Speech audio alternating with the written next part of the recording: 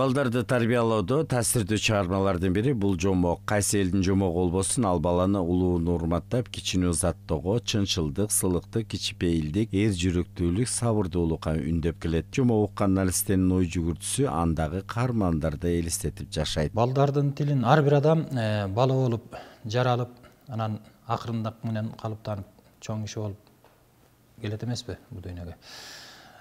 Ошол башаты бала болгондон кийин ошол ар бир адамдын ой тилегинде, ички жан дүйнөсүндө балалык ойлор жашап калат да. Мына ошол балалык ой адамдын эгерде балдар үчүн иштеген адам болсо, жазуучу болобу, акын болобу, сөзсүз ошол эң баштапкы жашоосун, баштапкы турмушун эске салып, ошол өзү балдар үчүн жазыш үчүн балдар ой тилегин, ошо балалык кезин кайра келтирип анан кийин иштеш керек да. Баланын тилин билиш үчүн балдардын арасында болуш керек. Мен балдардын арасында жүрөм азыр. Мектепте сабак берем. Башталгыч класстарга сабак берем азыркы мезгилде. Балдар эмнени ойлонот? Балдарга эмне керек? Аны кантип өнүктүрүш керек? Баланын жан дүйнөсүнө эмне муктаждыктарын билиш керек. Анан алардын дүйнөсүн таанып билиш керек. Кыялын бала кезде кандай кыялданчу элек өзүбүз. Анан азыркы балдардын кандай кыялданганын салыштырып, алар менен сүйлөшүп тапса болот да. Баланын тили адамдын өзүнүн дилинде бар. Балдарга сиз айткандай түстүү сүрөттөр менен сыртын берип атабыз көпчүлүк китептердин. Көпчүлүгүнүн ичинде мына бул жерде ичи түстүү болбой, бирок акыркы жылдары түстүү китептер чыгарып атам да. Түстүү китеп эмне үчүн керек? Түстүү китеп баланын кызыгуусун арттырыш үчүн, бала өзү мындай бир кооз дүйнөнү, ажайып бир кооз, кереметтүү нерселерди жакшы көрөт да. Түстүү китепте ошого окшош. Эң биринчи жазган жомогум ушул хандарбыз. Бирок сырты мындай түстүү болгону менен, карабайсызбы? Ичи мындай эле, бош эле да. Жомоктун өзү берилет. Анан ичи ушул дагы ошол мезгилде 99-жылы кыргыз балдар адабиятында китеп чыгаруу маселеси таптакыр токтоп калган жылдары, эч китеп жок деп аткан жылдары чыккан китептер да. Балдар үчүн жазылган чыгармалар жөнөкөй болушу керек. Бул жагынан Аман Кармышаков балдардын тилин жакшы билет. Ал түстүү сүрөттөр менен ар кыл багыттагы тарбиялык мааниси бар балдар үчүн чыгармаларды жазуу менен алек. Кийинки жылдары түшүмдүү иштеп атат десек болот. Бул Токой жомоктору, Деңиз жомоктору деген эки жинагын чыгарды. Ушул жагын алганда дагы мында бир өзгөчөлүк, бул мындай цикл ушул бир тараптагы окуялардын ичинен түрдүү бир балдардын ой жүгүртүүсүн өстүрүүчү түрдүү жомокторду чыгарган да. Мисалы, Токой жомогу дегенде Токойдун табияты, анын ичиндеги жан жаныбарлар, алардын мамилеси, кыял жоруктары салыштырып берилсе, деңиз жомокторунда болсо деңиз жаныбарларынын табиятын берген да. Мына ушул жагын алганда Аманды акындагы, балдар акындагы, прозасыз дагы деп бааласа болот.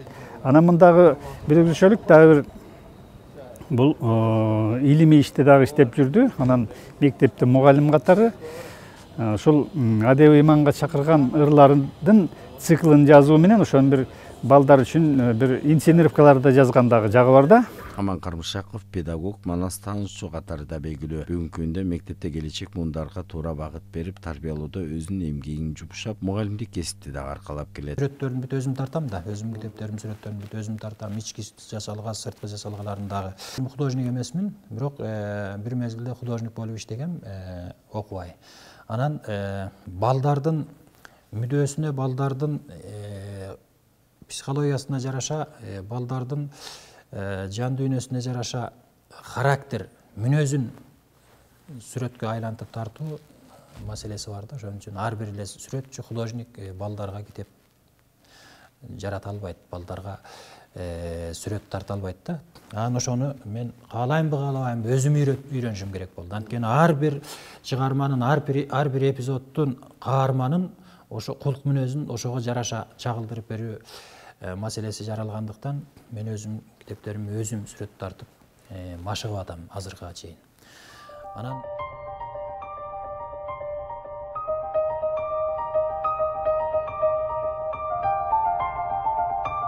негизи бардык иштин бардыгын токтотуп туруп, жыйнаштырып туруп, ушу балдар үчүн чыгармаларды жазыш керек да. Кезегинде Лев Толстой да ушундай кылган, Ушинский ушундай кылган, Пушкин өзү орустун жомокторун иштеп чыгып жазганда, себеби алар улуттун келечегин ойлошкон да. Ошондойлордун бири ушу Аман Кармышаков болуп атат да. Тилекке каршы бизде азыр мамлекеттик саясат жок да, ошо китеп чыгаруу, балдар адабиятын өнүктүрүү, балдар адабиятын таратуу боюнча алардын бардыгы талкаланып калганда, ушундай учурда ошол авторлор жазып алган китептерин өздөрү чыгарышып, өздөрү басышып, өздөрү кайра ошо таратып элге сатышат да, окуучуларга. Анан Аман Кармышаковдун бир жакшы жери, ал башка жазуучулардан айырмаланып, өзү мектепте иштейт да. Мектепте иштеп, өзүнүн ошол жазгандарын өзү сынактан өткөрөт. Балдар кандай кабыл алат? Кайсы класстарга бул жарактуу, кайсы класстарга жарактуу эмес. Демек, балдар адабиятынын дагы бир өзгөчөлүгү бул ошо балдардын курагына жараша жазылат да.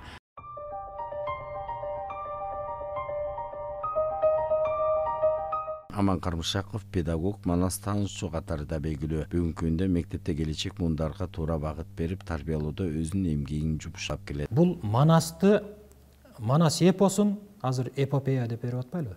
Манас эпосун балдарга окутуунун, баланын тили менен кантип иштеп бериш керек деген мүдө талапты аткардым да. Манас тарбиясы деп чыгарма аркылуу баланы тарбиялоого багытталган китеп.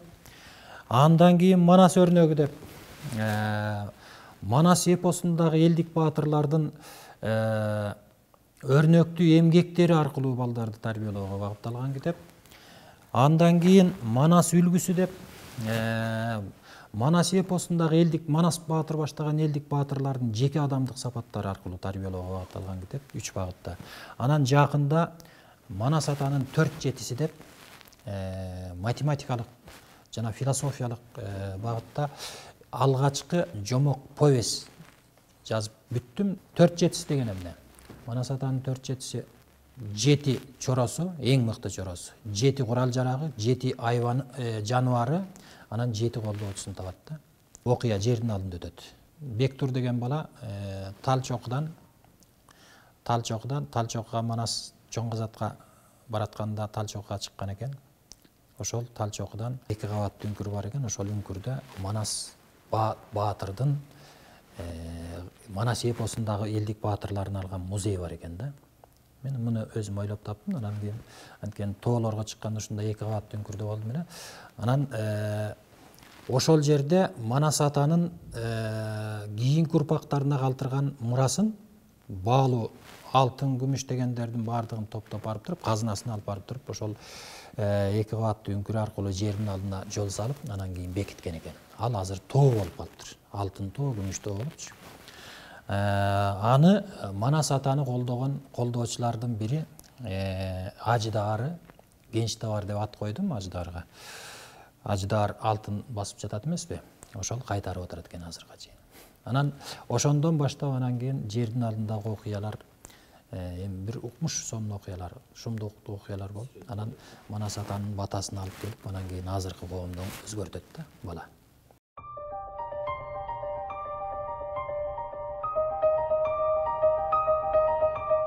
Кыргыздын каза салтын, маданиятын жайылтууда жазуучунун дагы бир эмгеги мектеп программасына киргизилген адеп сабагы.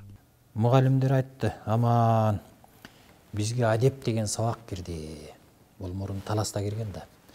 Анан ыйман болуп кирген. Анан адеп деген сабак кирди, окуу программасы иштелип чыкты, Сабыр Иптаров иштеп чыгып, Советбек Байгазиевдер ошо иштеп чыгып, ошолордун немеси менен. Анан кийин сабак кирди.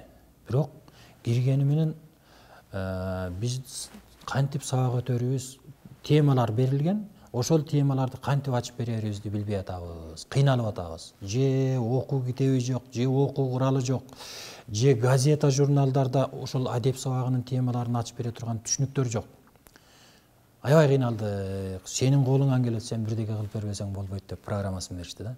Ошондо программасын алып, мен 2 ай отуруп, жалаң адептик түшүнүктөрдө ошол темаларды коюп туруп, анан темага байланыштуу ырларын жазып, тексттерин жазып, ырларын жазып, ал турсун учкул сөздөрүнө чейин ошо балдардын тилине ылайыктап иштеп чыкканга туура келди. Адеп сабагына боюнча адис болуп баргандан кийин мага ушундай жумуш табылды. Тапшырма болду. Аман, сен азыр ыйман деген эмне, адеп деген эмне экөөнү бир түшүнүк катары карап атабыз баарыбыз эле. Анан ушул 2 түшүнүктүн башын ажыратып берүүдөн башта деди да. Анан ошондо мен адеп алифбеси, адеп үлгүсү, адеп алифбесин адеп үлгүсү деп кайра оңдоп иштеп чыктым ушунун негизинде. Анан мына бул жерде мына өрнөктүү бөбөк деп 2 китеп иштеп чыктым. Ошо карасам, балдардын колунда эч нерсе жок. Бардык класстарда эчтеке жок ошол мезгилде. Анан 6-класска мындай окуу куралын жазып бердим. Окуу китеби эмес, окуу куралы.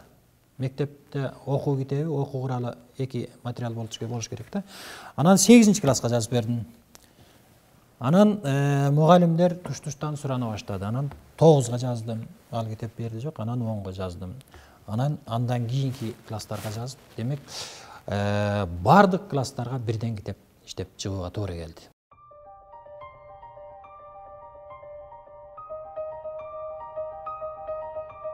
Бир топ жыл чогуу иштешип калдык.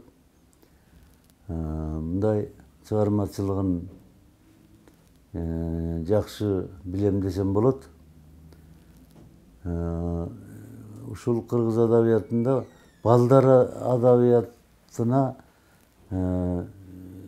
ушул чоң мындай бир салым кошуп келатат. Ушул балдардын психологиясын жакшы билүү менен дайыма түшүнүктүү, мазмуну терең, кызыктуу, кызык сюжети бар жомокторду жазат. Стили жатыгып калган. Эми амандын алдында мындай дагы жаңы тепкичтерге чыгуу милдети турат. Жакшы даярдыктан өттү. Эми ушул калемин улам курчутуп, жанагы биздин илгери Касымалы Жантөшүп дагы мыкты жомокторду жазган. Анан чет өлкөдөн мына Андерсендин жомоктору белгилүү, Пушкиндин жомоктору белгилүү. Мына илгеркиден айтсак. Анан ушундай бир мыкты бир классиканы жаратууга умтулушу керек. Аман Кармышаков бир топ жылдан бери балдар үчүн аңгемелер, ырлар, тамсилдердин автору. Ал көп жылдык үзүрлүү эмгеги жана балдар адабиятына кошкон салымы үчүн Тоголук Молдо атындагы сыйлыкка татыктуу болгон. Быйылкы балдарды коргоо жылында дагы балдар үчүн бир топ чыгармаларды жазып кубандам деген изги тилеги ишке ашсын демекчибиз. Ошол балдарды коргоо жылына карата көрсөтүүлөрдү уюштуруп аткан ушу эл-тээр кызматкерлерине, маданият кызматкерлерине ыраазылык билдиргим келет. Ошол анткени коом эгерде балдарга кам көрсө, мамлекет кам көрсө, сөзсүз журналисттер аркылуу ишке ашырат. Эгер мамлекет кам көрсө, бул балдарды тарбиялоонун механизми ишке ашырат да. Кам көрүү бул биринчи муктаждык. Кандай кам көрөт? Ал башка маселе. Бирок жылды ушундай атап коюунун өзү мамлекет башчысынын тарабынан балдарга болгон мамиленин жакшы экендигин көрсөтөт. Биздин келечекке чын эле кам көрүп аткандай туюм калтырып атат да. Демек ушул ишке ашып кетсе экен. Келечекте да ушундай бир жакшы ийгиликтер жарала берсе экен деген мүдөө тилек бар да. Сиздерге рахмат.